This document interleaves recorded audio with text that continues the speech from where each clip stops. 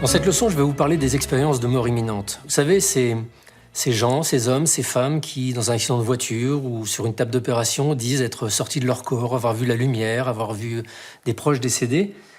Ce qui m'a intéressé dans cette expérience, c'est qu'elle est connue depuis presque 50 ans maintenant. Il y a des milliers, des centaines de milliers de témoignages qui ont été recueillis par des médecins, par des chercheurs.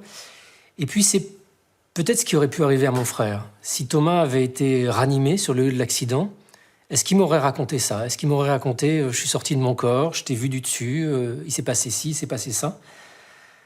Quand j'ai commencé à entendre parler des expériences de mort imminente, je me suis posé la question de savoir si c'était pas une forme d'hallucination, une forme d'expérience inventée, de rêve que l'on vivrait à un moment où on est effectivement en train de mourir, où on croit qu'on va mourir, une sorte d'expérience psychologique qui serait déclenchée par notre crainte de la mort.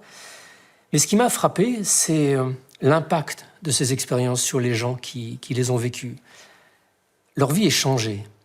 Leur vie est changée d'une façon bien plus profonde que la vie de personnes qui auraient juste eu peur de mourir et qui s'en seraient sorties. Il y a des études psychologiques qui montrent que l'impact d'une telle expérience vous propulse dans une autre réalité, vous propulse dans une expérience d'une telle intensité qu'elle va changer radicalement vos valeurs, vos croyances, même pour une personne qui était complètement athée, qui n'avait aucune expérience spirituelle ou vie spirituelle avant, vivre une expérience de mort imminente va complètement la bouleverser. Donc rien qu'au plan psychologique, cette expérience est assez intrigante. Et je suis sûr que certains d'entre vous soit ont vécu cette expérience, soit connaissent des gens autour de vous qui l'ont vécu. Si c'est le cas, écoutez-les, parce que entendre quelqu'un vous parler de ça, lui laisser l'espace pour en parler, peut être vraiment bouleversant.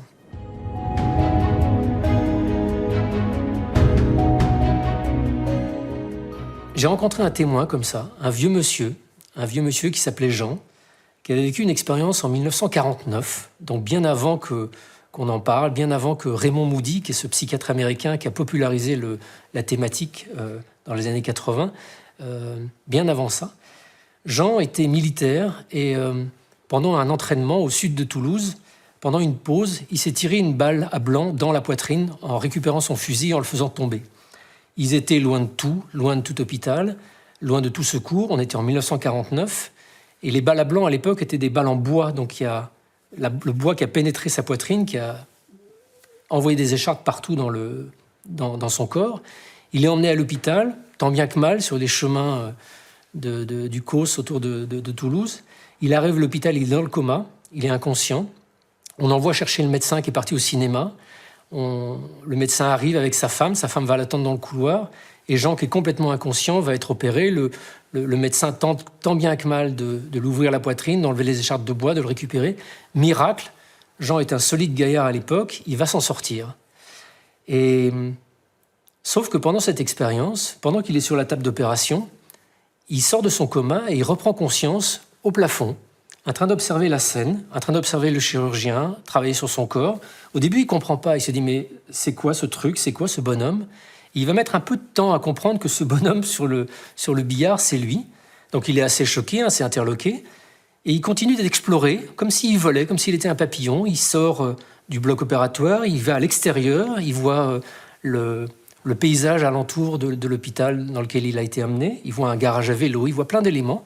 Il sort dans le couloir où il découvre une femme dont il comprend que c'est la femme du chirurgien. Il voit plein d'éléments extrêmement probants comme ça, qui l'interrogent, qui le questionnent vraiment. Est-ce que c'est un rêve? Est-ce que c'est une expérience réelle? Ces questions, il ne se les pose pas au moment où il les vit, où il vit cette expérience. Il se les pose quand il sort de réanimation et qu'il se retrouve immobile dans son lit avec la douleur de l'opération. Il se dit, mais ce que j'ai vécu, est-ce que c'était vrai ou est-ce que c'était juste un rêve? Et pendant une semaine, il ne peut pas sortir de son lit. Il n'a qu'une urgence, c'est de pouvoir sortir de son lit pour regarder par la fenêtre, pour voir si ce qu'il a vu à l'extérieur correspond à ce qui est réellement existant dehors. Au bout d'une semaine, il réussit à se lever. Et quand il se penche par la fenêtre, il s'aperçoit que le garage à vélo, les arbres, l'entrée de l'hôpital est exactement comme il l'a vu quand il était en train de voler au-dessus de son corps.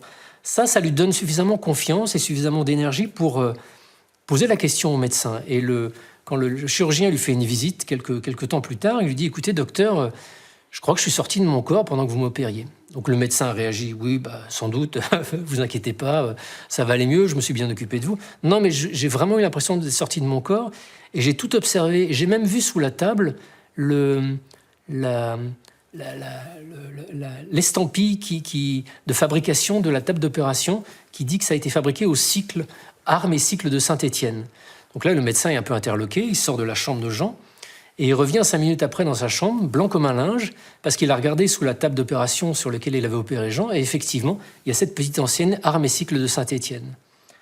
Comment cet homme qui est arrivé dans l'hôpital en plein coma, qui n'a pas repris connaissance sur le bloc, qui n'a pas repris connaissance dans le bloc opératoire, qui a repris connaissance des heures après dans sa chambre, qui était dans un état proche de la mort, a-t-il pu décrire cet élément et plein d'autres qui se sont passés? Voilà la grande question que posent les expériences de mort imminente, et il n'y a pas d'explication.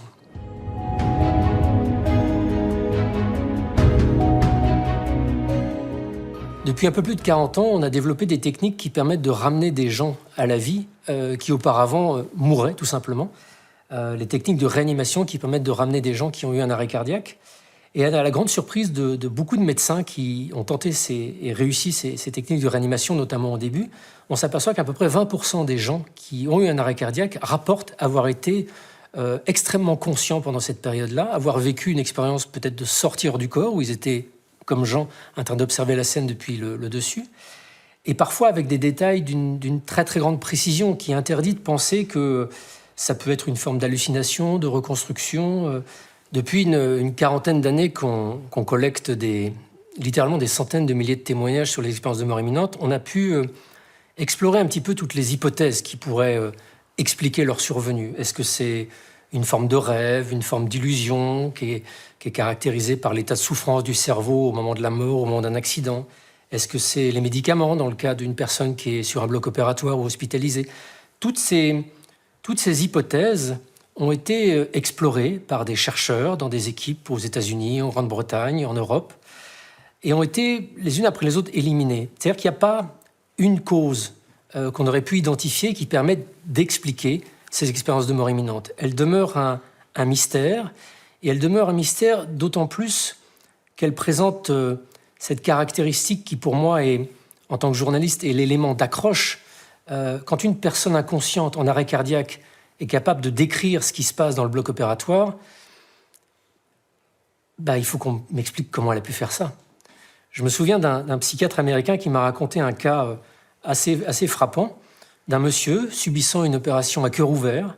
Donc, vous imaginez son état, poitrine ouverte, le cœur en train d'être bricolé par le chirurgien, et qui, après l'opération, en réanimation, a livré à ce psychiatre. C'est curieux parce que j'ai quand même observé j'ai repris conscience pendant l'opération, j'ai observé toute la scène depuis le dessus, et j'ai vu le chirurgien faire la poule. Et le psychiatre lui dit « Mais qu'est-ce que vous dites, faire la poule ?» Il était comme ça, il avait les mains sur son poitrail, et puis il faisait comme ça, il faisait comme une poule. Le psychiatre en question était interloqué de ce témoignage, et puis comme c'était dans le même hôpital que là où il travaillait, il décide d'aller interroger le chirurgien, qui était un chirurgien d'origine japonaise. Au début, le chirurgien réagit assez mal, et puis finalement, il lui explique en fait, je ne fais pas la poule, mais c'est une technique que j'ai mis au point en formation au Japon, là où j'ai appris la chirurgie. Pour éviter de contaminer les outils en touchant, en désignant les choses avec mes mains, je plaque mes mains sur mon poitrail et je désigne mes assistants, prends ci, prends ça, prends ça. Comment ce type, ce témoin, la poitrine ouverte, dans un état dont vous pouvez imaginer qu'il est totalement inconscient, est capable de décrire une scène comme ça? Des cas comme ça, ils ne sont pas anecdotiques. J'ai enquêté dessus, d'autres journalistes ont enquêté dessus, il y en a un nombre incalculable. Dans notre compréhension actuelle du fonctionnement du cerveau, notre conscience serait liée à l'activité simultanée de tout un ensemble d'aires cérébrales. Quand on est en arrêt cardiaque, ou quand on est dans une souffrance cardiaque importante, notre cerveau fonctionne à 30%, à 40%, ou carrément plus du tout. C'est ce qu'on appelle la mort clinique, qui peut durer plusieurs minutes. Dans cet état-là, notre cerveau il est en stand-by. Nos cellules, nos neurones sont en stand-by. Ils ne fonctionnent plus. Ils ne créent plus d'expérience. Ils ne créent plus d'expérience consciente. Et pourtant, dans ce moment où le cerveau fonctionne moins bien, voire plus du tout, des gens sont capables d'une expérience de conscience beaucoup plus intense que celle qu'ils décrivent dans notre état de veille actuel. Et elle est validée, et ça, en tant que journaliste, pour moi, c'était vraiment le point important, elle est validée par des perceptions avérées qu'ils ont eues pendant l'expérience. Quand quelqu'un sur un bloc opératoire, quand quelqu'un dans un accident de voiture est capable de décrire extrêmement précisément ce qui s'est passé, des choses qui ne seraient pas standards, des choses qu'on pourrait inventer, ça, pour moi, c'est un élément de validation fort qu'il s'est passé quelque chose de réel, qu'on n'est pas dans un rêve, qu'on n'est pas dans l'imagination, qu'on n'est pas dans un mécanisme inconscient de compensation émotionnelle, qu'on est dans une expérience réelle. Les expériences de mort imminente, les récits détaillés que l'on a, prouvent que notre conscience est capable de s'affranchir de notre cerveau, de s'affranchir d'un cerveau qui fonctionne, et de percevoir et de vivre une expérience même d'une intensité encore plus grande quand notre cerveau fonctionne moins bien, ou pas du tout.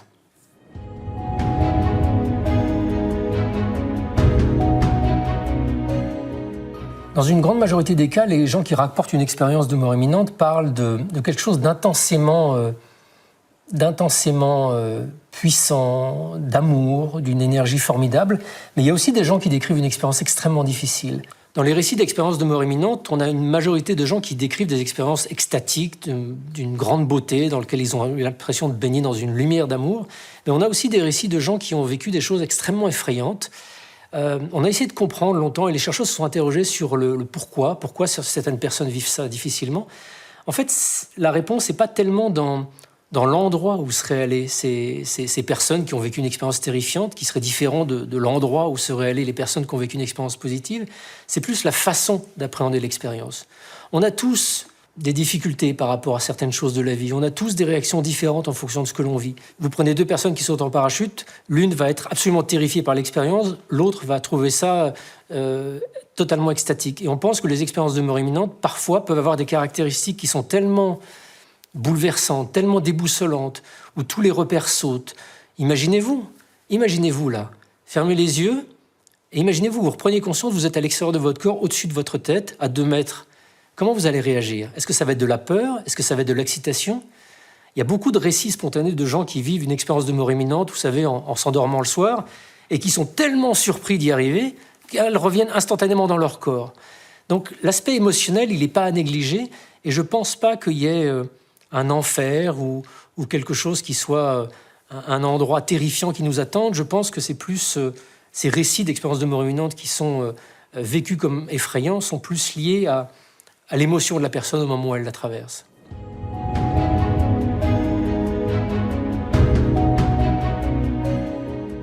Il y a quelque chose qui m'a beaucoup frappé dès lors que j'ai commencé à m'intéresser à ces sujets, c'est que beaucoup de gens vivent des expériences de mort imminente, ou beaucoup de gens connaissent quelqu'un qui a vécu une expérience de mort imminente. Ça se trouve autour de vous, il y a des gens dont vous ignorez tout qui ont vécu cette expérience et qui vous en ont jamais parlé, parce qu'ils craignent peut-être votre réaction, parce qu'ils ont du mal à en parler eux-mêmes. C'est difficile de parler d'une expérience qui est à ce point-là bouleversante, qui à ce point-là change toutes nos façons de voir la vie. Si vous avez vécu vous-même quelque chose, vous devez sans doute éprouver peut-être la difficulté à en parler à certains amis, à vos proches, à votre entourage. N'essayez pas forcément de vouloir convaincre tous les gens qui vous entourent que vous avez vécu quelque chose qui est à ce point-là important pour vous. Choisissez peut-être dans votre entourage quelqu'un qui aura plus de bienveillance, plus d'écoute.